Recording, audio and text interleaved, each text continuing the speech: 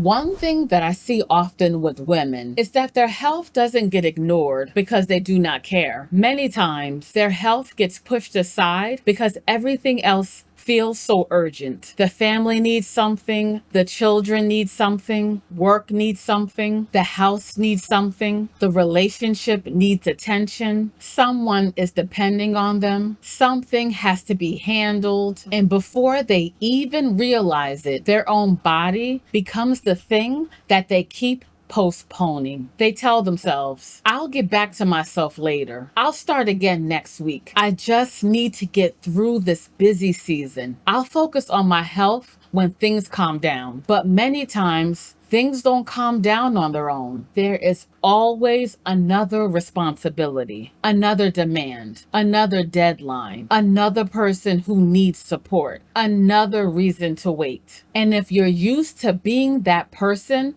who holds everything together, it can almost feel natural to put yourself last. Not because your health doesn't matter, but because you have become accustomed to responding to everything else first. And over time, that has a cost. It can cost you energy, it can cost you consistency, it can cost you your peace. It can cost you your relationship with your body. It can cost you your ability to notice what you need before your body has to get louder. This is why so many women do not respond to their health until symptoms become hard to ignore. The body may have been asking for a long time through fatigue, through digestive discomfort, through poor sleep, through stress, through cravings, through irregular routines, through feeling overwhelmed, through always feeling like you are running behind. But when life is full, those signs can be easy to minimize. You keep going, you push through, you handle what needs to be handled, you show up for everyone else. And then at the end of the day, when it's finally time for you, there is often very little left. Little energy, little patience, little motivation, little mental space. And then you blame yourself for not being consistent. But I want you to consider something. Maybe the problem is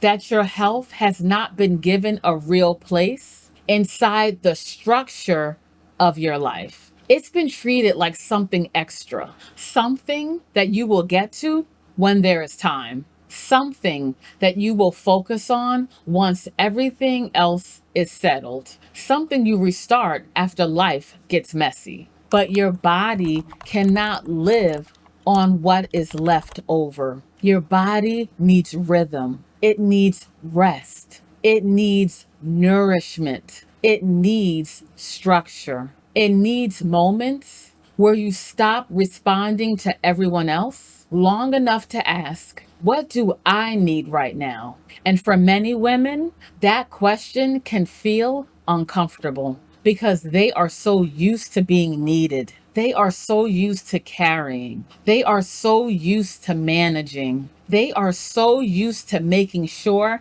that everyone else is okay. That slowing down to consider their own needs can feel selfish. But caring for your body is not selfish. Creating rhythm is not selfish. Protecting your energy is not selfish. Eating consistently is not selfish. Resting is not selfish. Taking your symptoms seriously is not selfish. You are not separate from the life you are trying to support. If you are depleted, overwhelmed, inconsistent, and running on empty, that affects everything. It affects how you feel, it affects how you show up, it affects your patience, it affects your decisions, it affects your mood, it affects your ability to stay consistent, it affects your body's ability to feel stable. This is especially important when we are talking about digestive health and long-term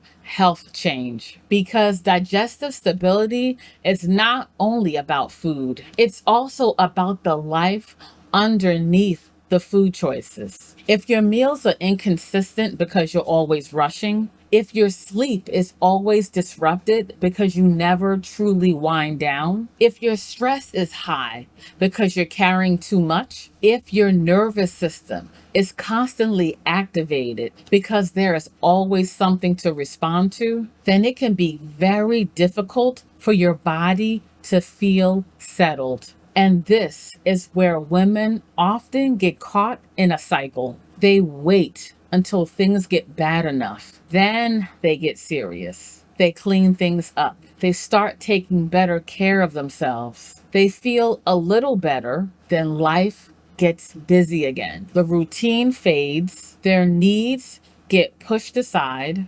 Symptoms begin to return, and then they feel like they're starting over again. That cycle can be exhausting, and after a while, it can create a lot of guilt. You may start thinking, why can't I stay consistent? Why do I keep falling off? Why do I take care of everyone else but not myself? Why do I wait until things get bad before I pay attention? But the answer may not be more guilt. The answer may be more structure. Not rigid structure, not perfection, not a plan that only works when life is calm, but supportive structure. A rhythm that gives your body a place in your life before everything falls apart. That may look like setting a consistent time to eat. It may look like preparing simple meals before the week gets chaotic. It may look like creating a bedtime rhythm instead of collapsing into sleep. It may look like drinking water before the day starts pulling from you. It may look like taking 5 minutes to breathe before rushing into the next responsibility. It may look like saying no to something that keeps costing you your health. It may look like asking for support instead of carrying everything silently. These may seem like small things, but small things matter. They tell your body you are not being ignored. They help to create a sense of stability. They make it easier to come back when life gets messy, because the goal is not to create a perfect life. The goal is to create enough structure that your health does not disappear every time life becomes full. And I want to say this clearly: your health cannot always be the last thing on the list. It cannot always be what you get to after everyone else is okay. It cannot always be something you restart after your body forces you to pay attention. At some point, your body has to be included in the life that you are building, not as an afterthought, not as a crisis response, not something that you keep postponing, but as something that deserves rhythm, care, and consistency. So if you are a woman who keeps putting your health last, I want you to ask yourself, where does my body actually fit into my life right now? Am I waiting for life to calm down before I care for myself? Am I only responding when symptoms get loud? Am I giving